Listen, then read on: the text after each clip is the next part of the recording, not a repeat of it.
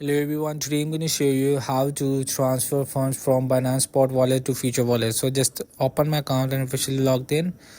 I will just go in my wallet icon, which is top right bottom corner, and I will just tap on this transfer option. And after inside in transfer option, when it's load completely, so here you will see the from funding to spot. So I will just switch spot is to from, and to I will just change the option is funding to future, and I will just select the USD futures. So when it is was done, you can just select your coin and amount and make sure confirm your transfer.